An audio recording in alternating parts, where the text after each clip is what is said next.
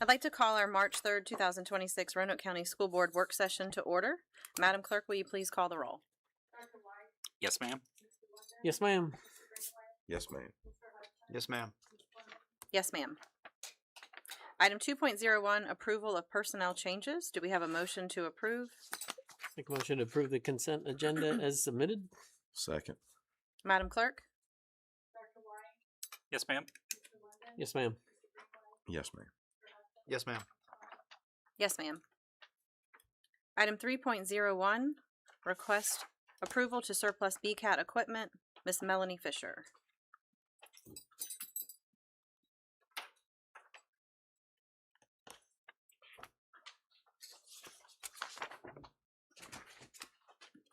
Good afternoon, everyone. School Board, Chairman Clemens, Doctors Nicely and Soltis. I am Melanie Fisher, the Assistant Principal at Burton Center, and we are very, very excited for the upcoming year.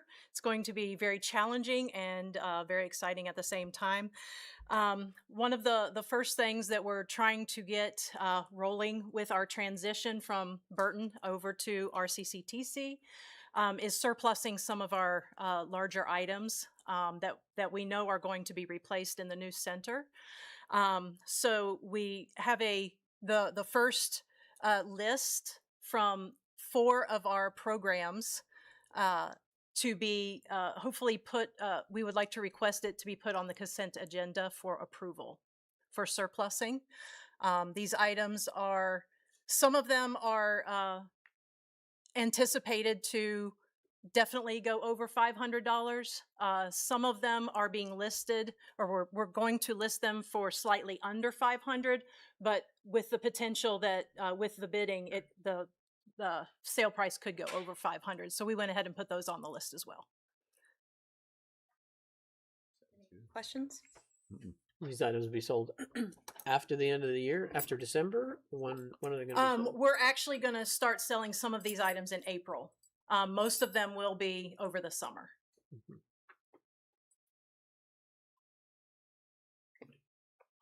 All right, Yeah, I'm good with it. add it to consent. Fine. Okay, thank you. All right, thank you very much. Thank you. Item 3.02, request to transfer funds between departments. Miss Susan Peterson.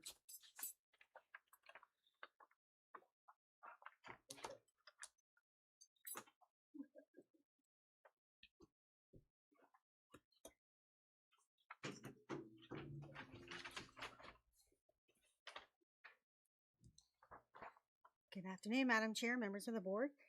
Our policies and procedures require that if we would like to transfer money from one department to another and the amounts greater than $50,000, that we bring the request of transfer to you for approval. It was found during this budgeting process that there was an additional custodial position budgeted in the payroll system and global HR, and it was not needed. I don't know how that happened, but they would like to move the funds. There was $71,020 over to operations so that they can use it in operations. So I'm just asking for approval to do this. It would be roll into consent at the next meeting. No problem with it. I'm just wondering, is this part of the new reporting we have to do, or what? Why are you asking to do that? It's always been our policy if Okay. we transfer funds between departments to Okay. bring that to you. Okay, just make, yeah. Okay, sounds good. Thank you. What's your point? Didn't happen very often. Yeah, it just, No, it doesn't happen often. That's- Transfers that are less than 50,000 can be approved by the No, superintendent. okay. All right, we good there? Fine. Okay. No concerns. Item 3.03, request to accept donations and appropriate funds. Miss Susan Peterson. We received a sizable check for meal payments for bad debt, and we would like to appropriate the funds to cover this. Since we do have bad debt set up, but since we have a check specifically for this purpose, we would like to use grant special contingency to cover this. Is this from the same gentleman that did it last time? It is not. It is actually from an estate of a Mr. John Thomas Creedle who has passed away.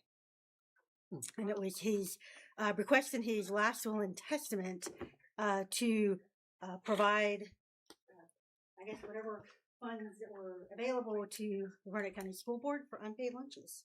Wow. Wow, that's So- interesting. Nice. And very nice, generous. yes. Thank you to him.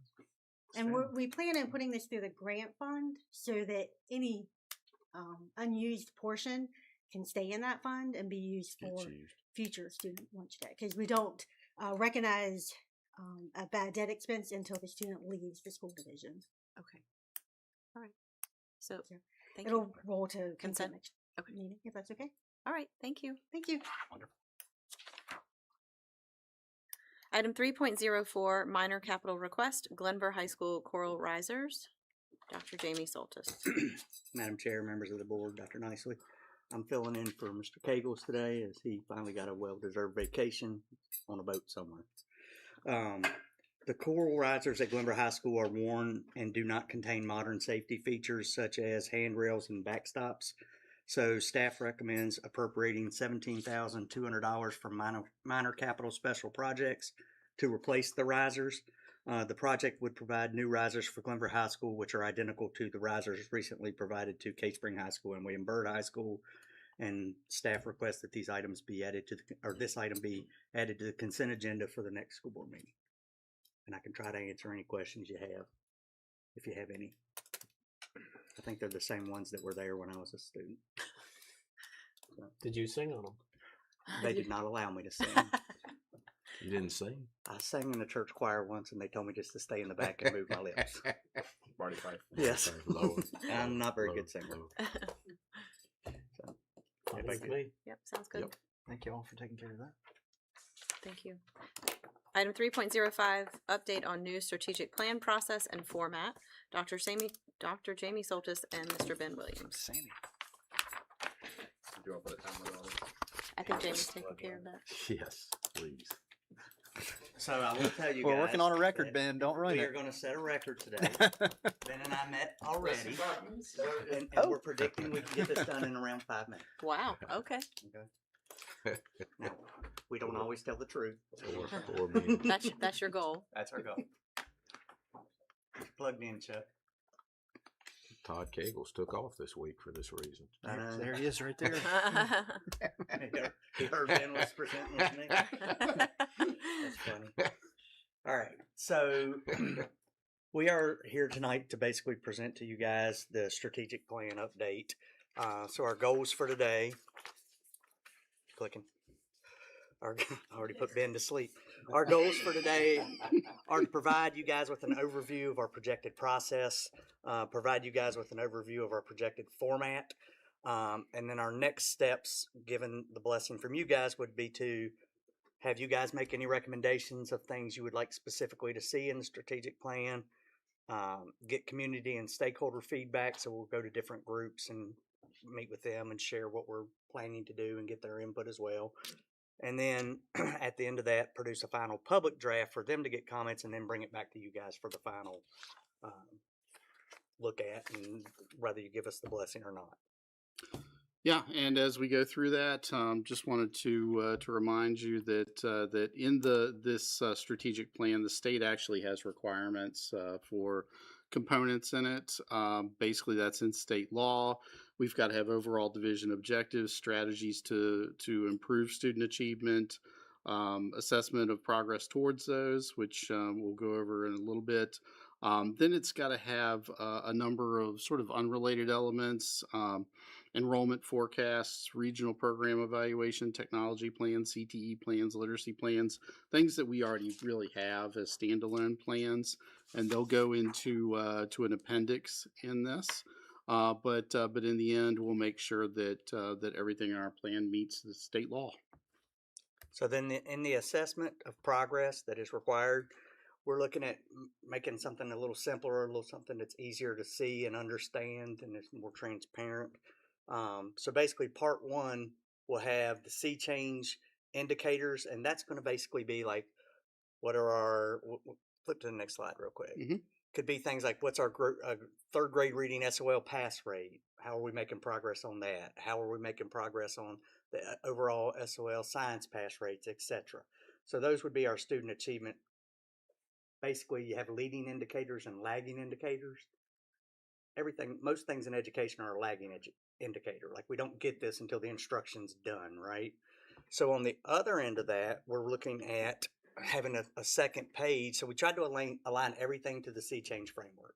So this is just an example in balance, and we don't have it all fleshed out yet. I think we're on draft 5 or 6. Draft 5 right now. Yep. On what we need to present to you guys yearly to show you the progress we're making. Okay.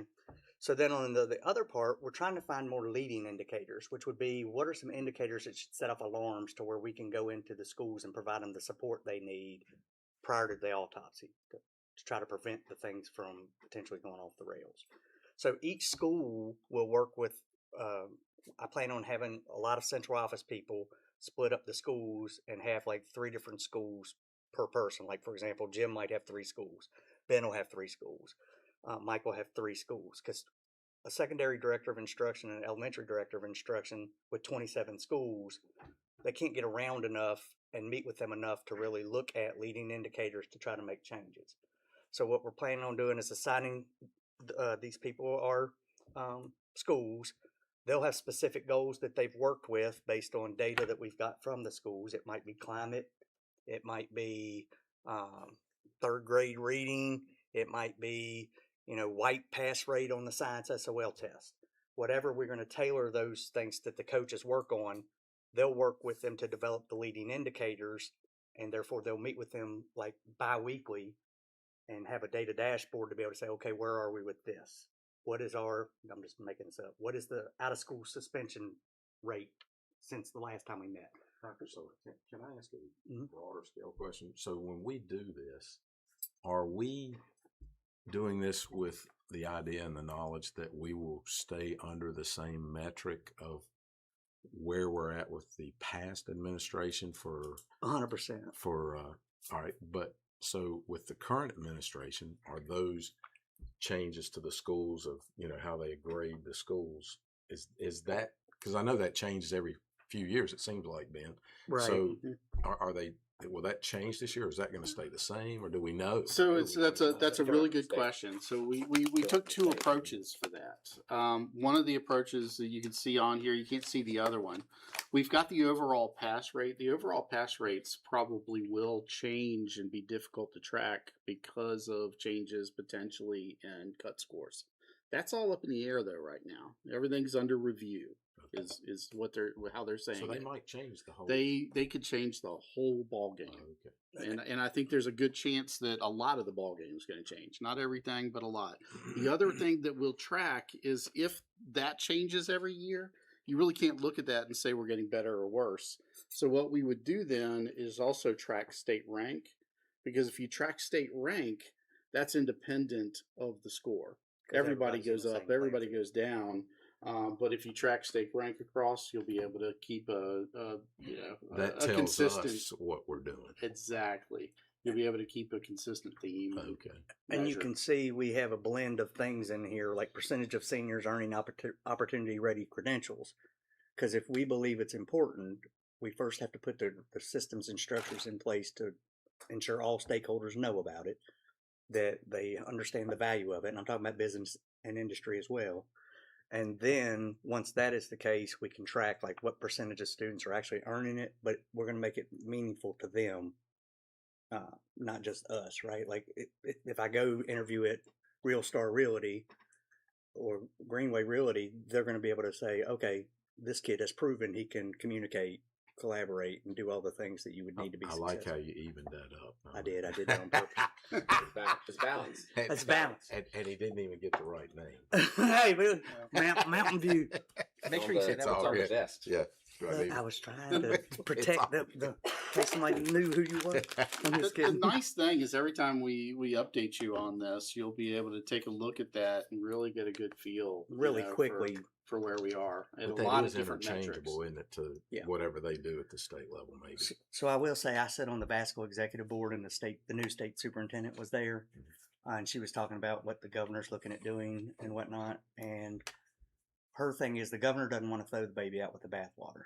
Like, she does believe in high expectations for everybody. And at the end of the day, if something's working, they're not just going to get rid of it, which I found joy in, that we're trying to find some kind of, we're not jumping to here to jumping to here to jumping to here. And then she also said that the one thing they are really looking at is that label off track. Yeah. Because apparently the governor and the new state superintendent both have kids in schools in Richmond that were considered off track, and they believe that's not indicative of what's going on at that school.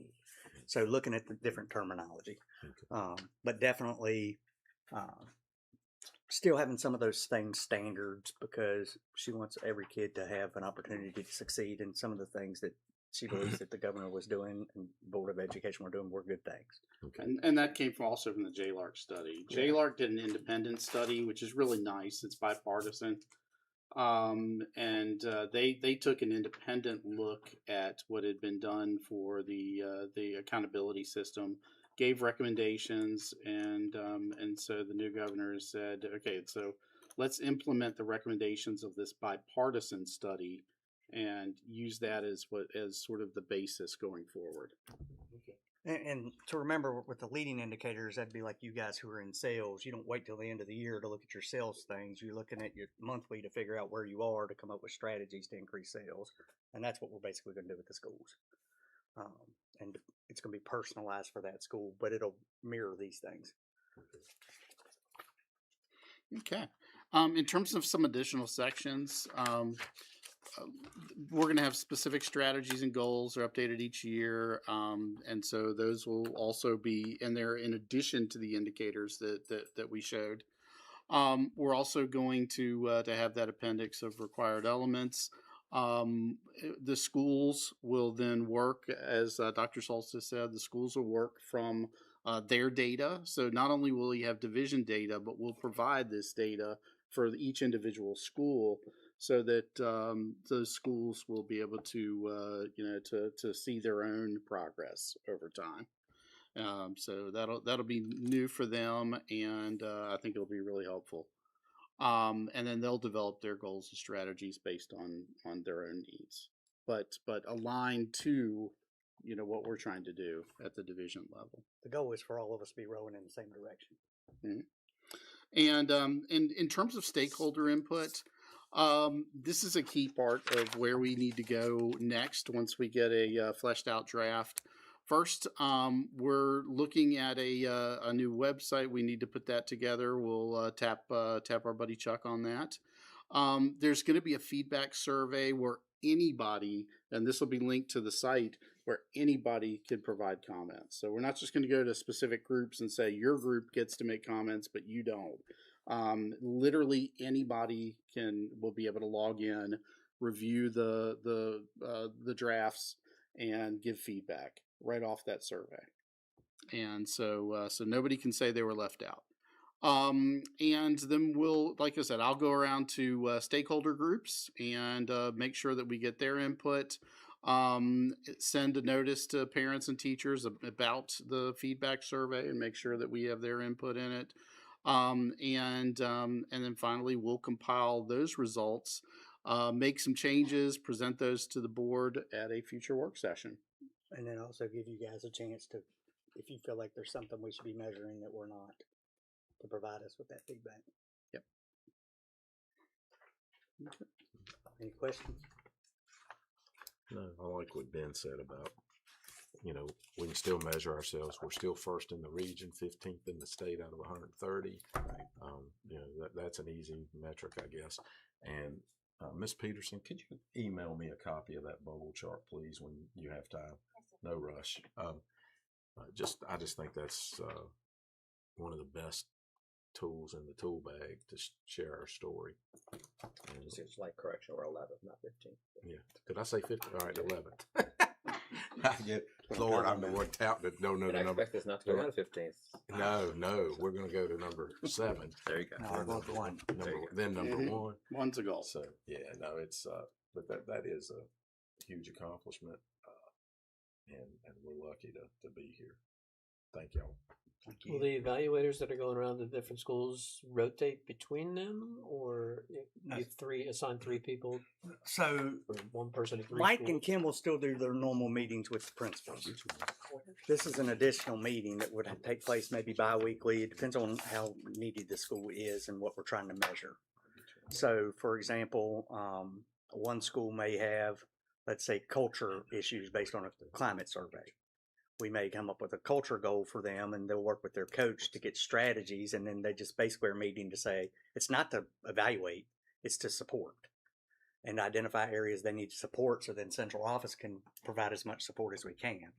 It's making 27 schools smaller with 9 people working with 3 each in the coaching model, and we're going to be getting training on deliberate coaching, which is based in behavior analysis. It's a doctoral level BCBA, the guy we have working with us, who will help us determine what are the indicators, working with the administrative team, and then provide support for them as much as we can.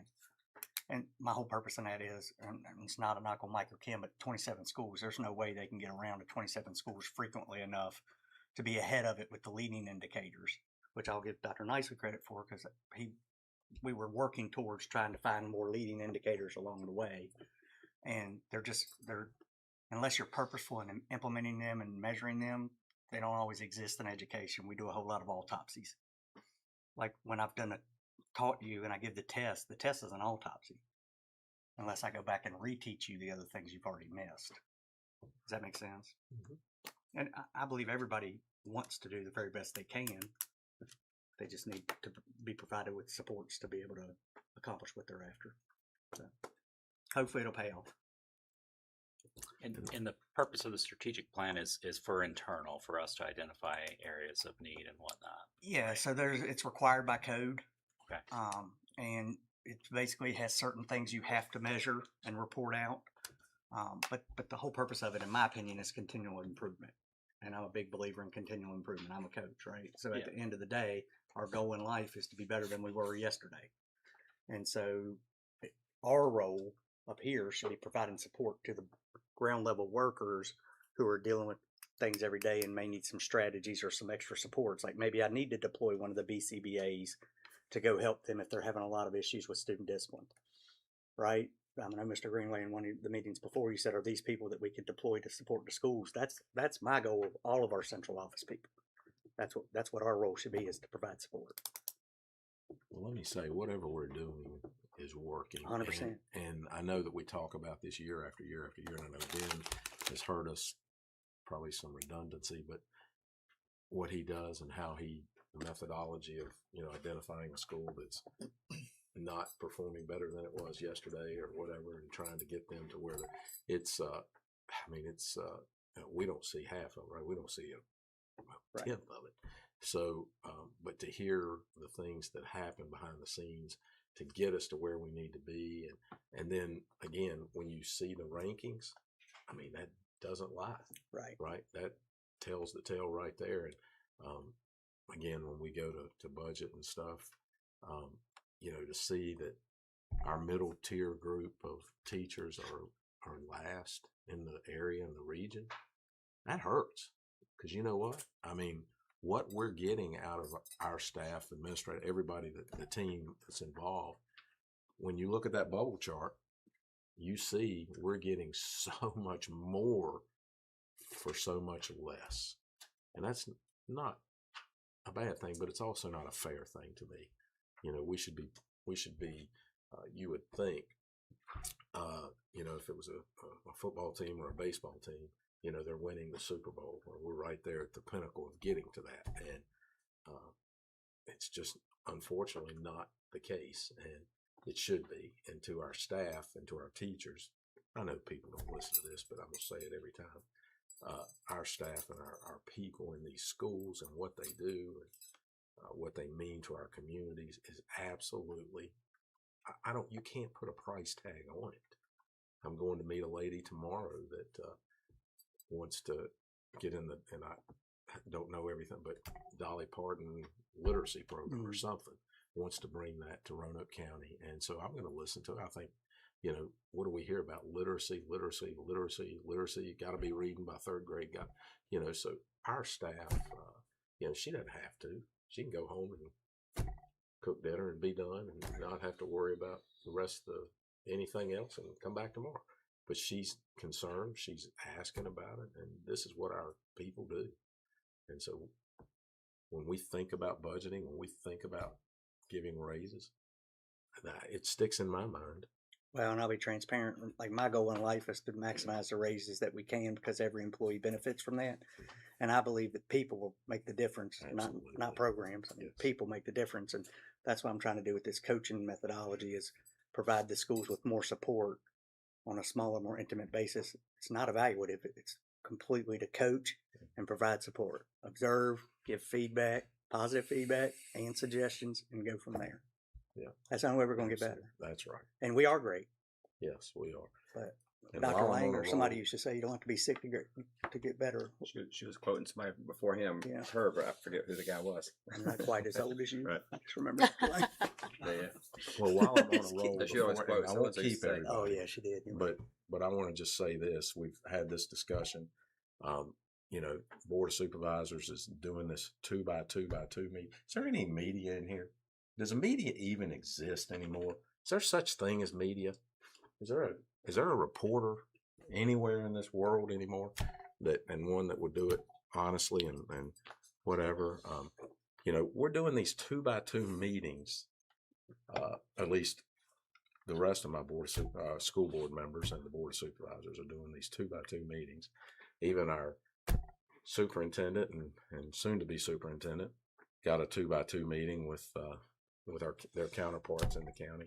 There's one of us out of this group that hasn't had a meeting, and it's okay. I get it. You know, I understand this stuff too much, and I fight too hard for the schools. But you know what? We're elected just like they're elected, right?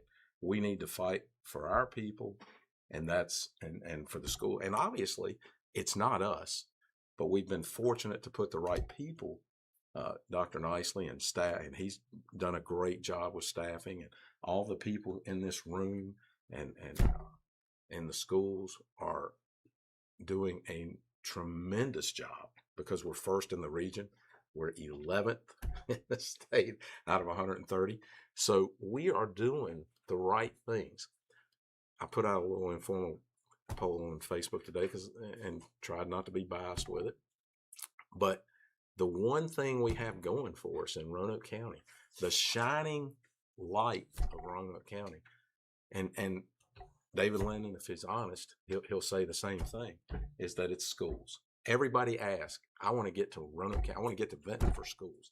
I want to get to Roanoke County for schools. It's the shining light in Roanoke County. We have no economic development. I'm sorry. I know that hurts when I say that. We have none. We have no programs that are bringing our kids are leaving because there's nothing here for them. It's just a reality. Go look at those responses. I don't know half those people that responded. A few of them I do know, but a lot of them I don't know. And I thought it was a really cool, informal way to see what they thought. But, you know, we can spend $10 million on a library and we talk about funds are tight.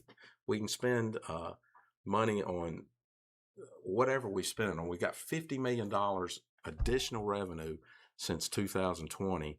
And we talk about things are tight and we can't, it's hard to give raises on the other side. You got to be kidding me. We only get 41%, and 75 to 80% of our revenue is salaries.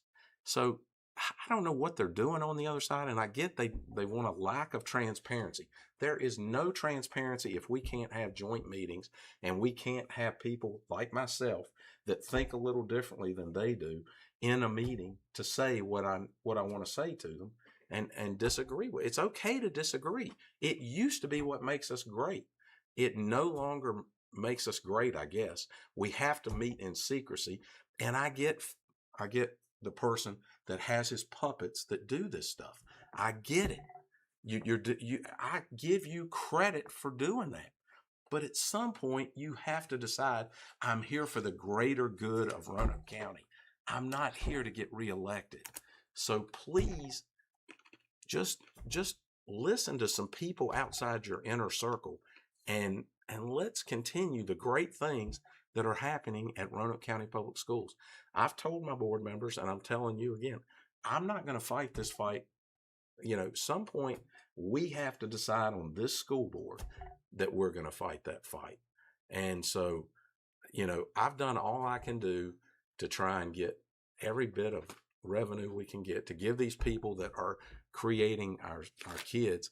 We're creating great students in the world. The unfortunate part is that our great students in the world are going everywhere in the world instead of Roanoke County. And because there's no jobs here for them. So we have to change that narrative. Maybe we need, and I know that Roanoke City's a little bit off the rails sometimes, but they've got a lot of positive things going as well. But maybe we need to get together and work together to find ways to bring these businesses here to do what we need. We're going to have the CTE school here in another several months, and I hope we have places for these kids. It's a phenomenal school. So hopefully we're going to have somewhere for these kids to go and to stay here, not to let them leave. We want them to come back. So anyway, let's get rid of the lack of transparency. Let's sit down together. So the media comes, the public comes. Who cares? Having good discussion is not a negative. It's a good thing. So let's move forward as a body and not as each board. We have to keep fighting to keep these schools great, or otherwise the rest of it, we're going to end up like the rest of the world. And we're doing a great job. I just believe that. So I'm done. I'm off my soapbox. Adjourn. Do you want the gavel? If I can bring you back real quick to the strategic plan thing, because you mentioned the quality, continuous improvement thing. The examples you provided look like mostly test scores and like definitive measures.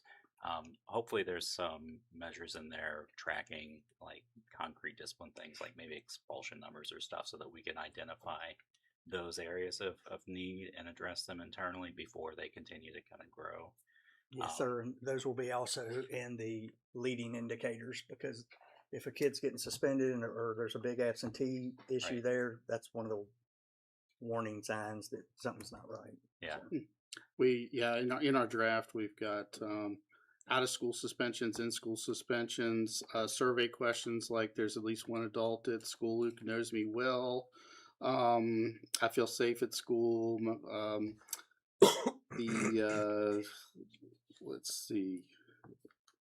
He just took a screenshot of one of the things we'll share with you guys prior to. We tried to take every one of the sea change pillars and develop some metrics of measuring it to be able to say, are we meeting these conditions? Because as Dr. Nicely always says, I'm gonna be able to quote you from now on. Okay. It doesn't happen in a vacuum.